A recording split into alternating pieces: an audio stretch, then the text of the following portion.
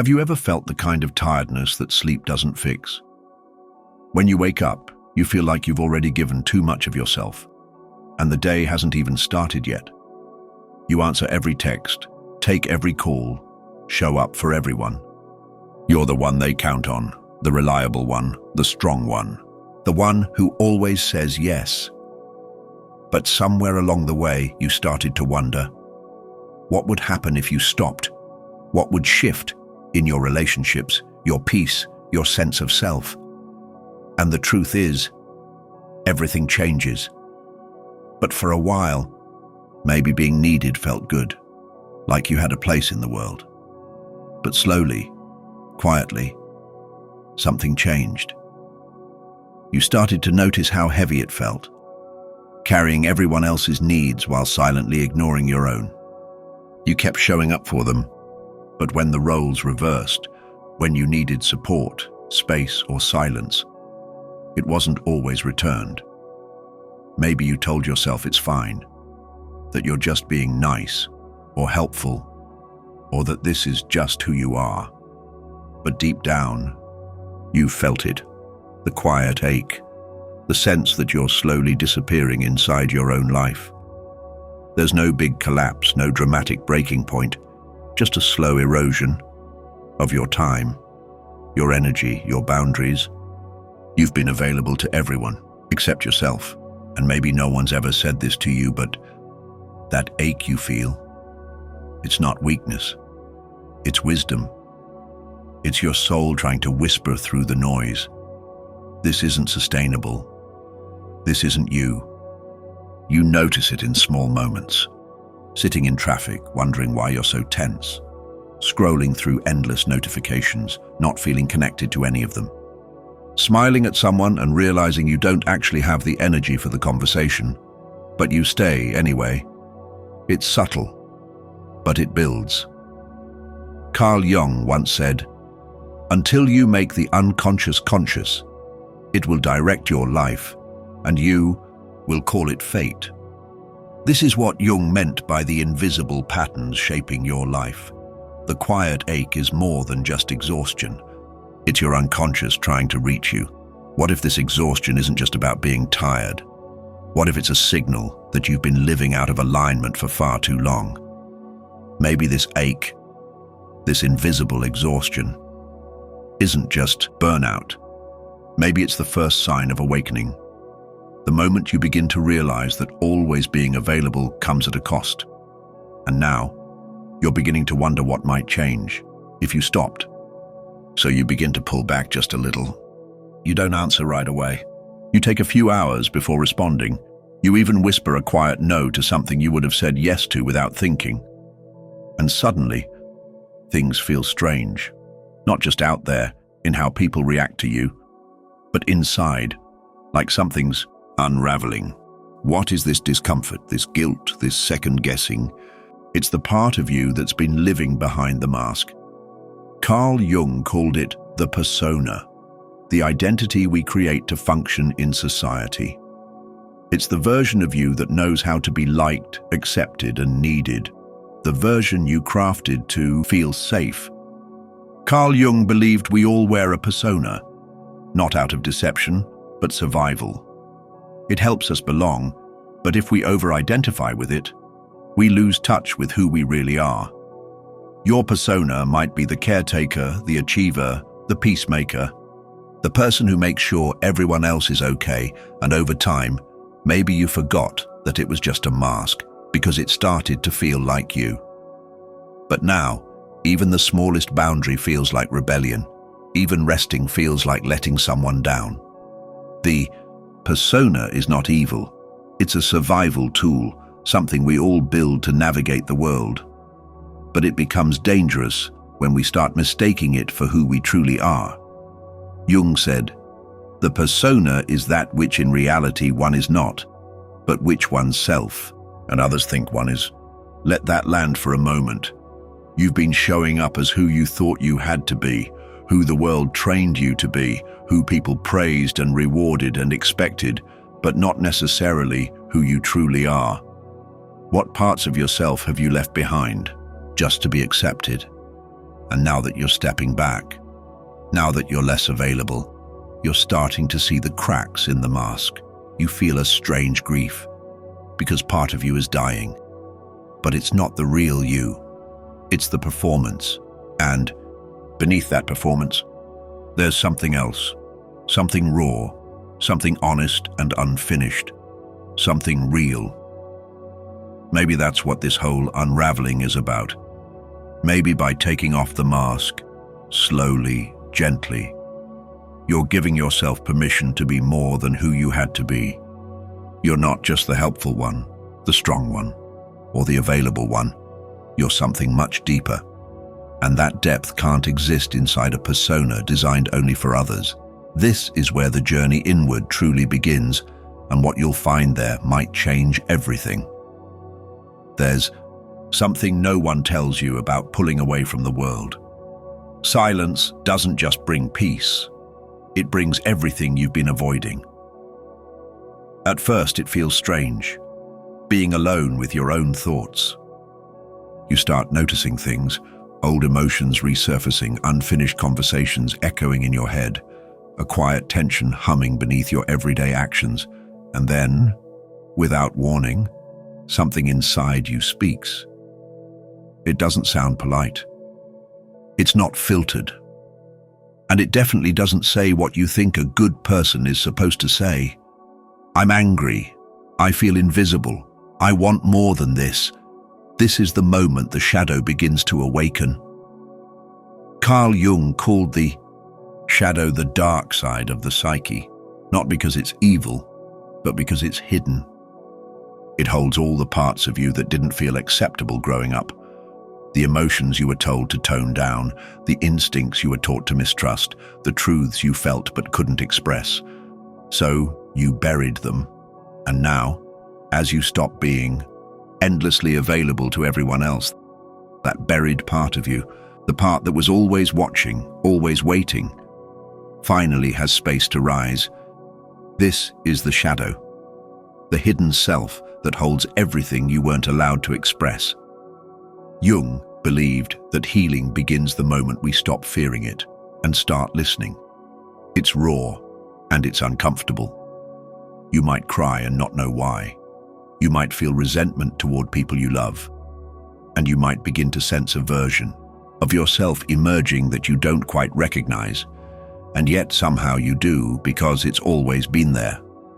Jung said, "The shadow is a living part of the personality, and therefore wants to live with it in some form. And if you ignore it, repress it, or deny it, it doesn't disappear. It just drives your life from the back seat, shaping your choices, your habits, your reactions, without you ever realizing where it's coming from. But when you turn toward it, not with fear, but with compassion, you begin to see that it's not trying to harm you. It's trying to free you. You're not falling apart. You're falling in. This is the moment when something shifts. You realize the discomfort isn't a threat. It's a signal, a doorway, a quiet invitation to reclaim the parts of yourself you've long abandoned. The shadow isn't something to be destroyed. It's something to be integrated. It's your fire, your edge, your truth, and it's only when you stop being constantly available to the noise outside that you finally become available to the clarity within. Because once you stop running from who you are, you start becoming who you were meant to be. And that's when something powerful begins to take shape. After the shadow speaks, something shifts. Not all at once, and not in any grand, dramatic way, but subtly, gently, like a tide beginning to turn. You feel it when you pause before saying yes, when you catch yourself about to overcommit, and this time, choose not to. You feel it when someone expresses disappointment, and instead of shrinking, you simply breathe and stay grounded. This is the birth of something new. It doesn't arrive with noise or declarations, but with a quiet strength you didn't know you had. It's the first sign of a boundary taking root.